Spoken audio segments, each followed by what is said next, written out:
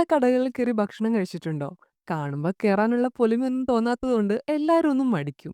പക്ഷെ നമ്മൾ അവിടേക്ക് കേറി ചെന്നാ, അവരവിടെ അവരുടെ പരിമിതിയിൽ നിന്നുകൊണ്ട് നമ്മളെ സ്വീകരിക്കുന്ന ഒരു രീതിയുണ്ട്.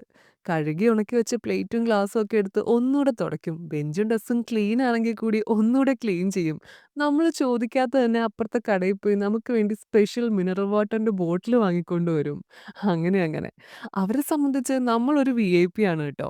കാരണം ആ നാട്ടിലെ സാധാരണയിൽ സാധാരണക്കാരായ മനുഷ്യര് മാത്രം ഭക്ഷണം കഴിക്കാൻ വരുന്ന ഇടാണത്.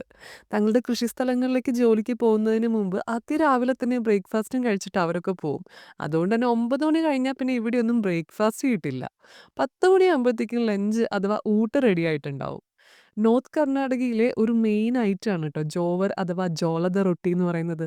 അതിന്റെ കൂടെ വഴുതനങ്ങയുടെ ഒരു കറിയും, ചെറുപയറിന്റെ ഒരു ഉപ്പേരി അല്ലെങ്കിൽ പല്ലിയും, 3 തരം ചട്നിപ്പൊടിയും, കേടും, സാലഡും ഒക്കെ ആയിട്ടാണ് അവര് സെർവ് ചെയ്യുന്നത്. ആ റോട്ടി ചൂടോടെ കഴിക്കാൻ നല്ല രസമുണ്ടായിരുന്നു ട്ടോ. റോട്ടി കഴിഞ്ഞാൽ പിന്നെ ആവശ്യമുള്ളവർക്ക് റൈസും തരും. ഇതാണ് അവരുടെ ഒരു ലഞ്ച് മെനു. നോർത്ത് കർണാടക വഴിക്കെങ്ങാൻ പോകുന്നുണ്ടെങ്കിലേ ഇങ്ങനെയുള്ള ചെറിയൊരു കടയിൽ കയറിയിട്ട് ജോവർ റൊട്ടി ഒന്ന് ട്രൈ ചെയ്ത് നോക്കണം ട്ടോ. അസാധ്യ ടേസ്റ്റ് ആയതുകൊണ്ടൊന്നും അല്ല. It's very healthy and light on your tummy. പിന്നെ ചിലപ്പോ നിങ്ങൾക്കും കിട്ടും ഈ ഇങ്ങനെയുള്ള വിഐപി ട്രീറ്റ്മെന്റ്സ്.